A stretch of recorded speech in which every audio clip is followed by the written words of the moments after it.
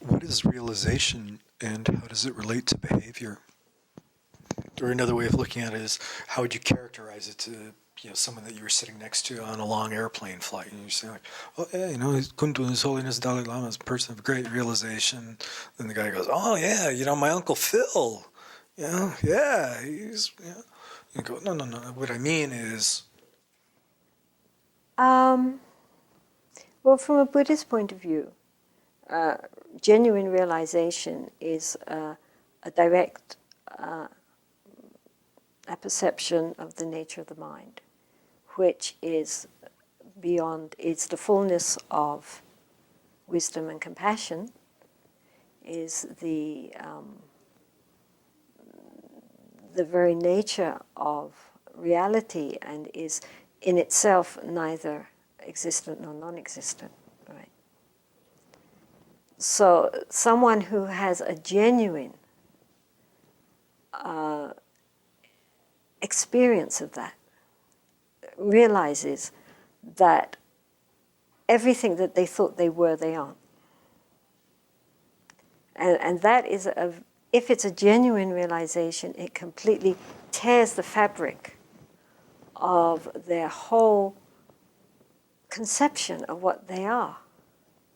Because we relate so much to who we are in gender, in race, in intelligence, in background, in our childhood, and so forth. This is me, this is who I am. And then when you actually have a genuine experience of our true nature, the nature of the mind, beyond all of that stuff, it turns everything up topsy-turvy. Of course, then you come back to it again.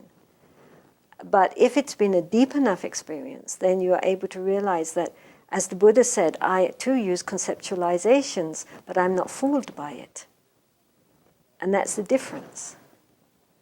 We still live in this relative world, but we realize now it's just a relative world. Whereas most of us are terribly trapped. We're in prison and we don't realize that we're in prison. We have no way out. And we think that prison is home. And we don't realize that our home is something completely different.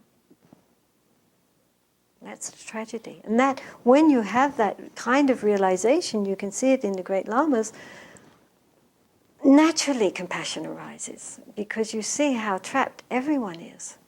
They're all in the same situation, whether they're high or low or poor or rich. We're all trapped, absolutely enslaved by this ego, which is a very, very tyrannical, cruel taskmaster.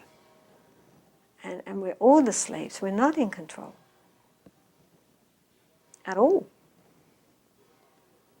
And how terrible that is, how much suffering we cause to ourselves and then to everyone around us. Look at the world. This could be a paradise, and what have we done with it? And we continue to do worse and worse and worse. It gets more and more extreme.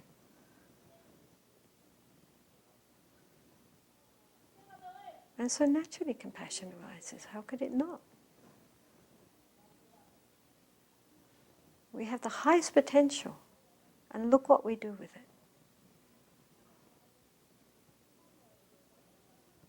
The amount of violence and just insatiable desires and lusts and evil and cruelty and exploitation of other beings, other animals, the earth itself. I mean, none of it is necessary. But, our greed and our violence get out of hand because of our great delusion. It's just what the Buddha said. And the three poisons are totally rampant in everything. Just look at the advertisements. Just look at the movies.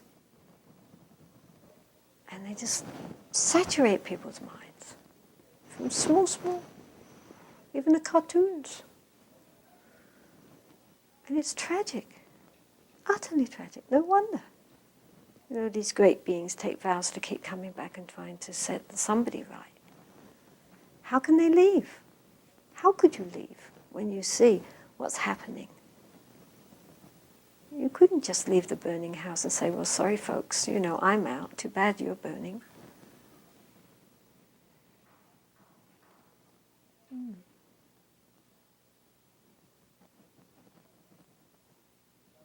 Which is why wisdom and compassion are conjoined, because the more clearly you see, the greater the wisdom, the greater compassion has to arise. They go together.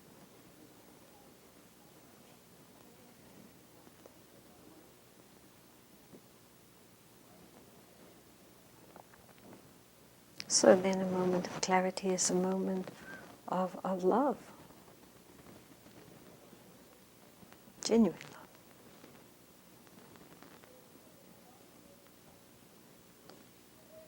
Human beings are really weird, are they not?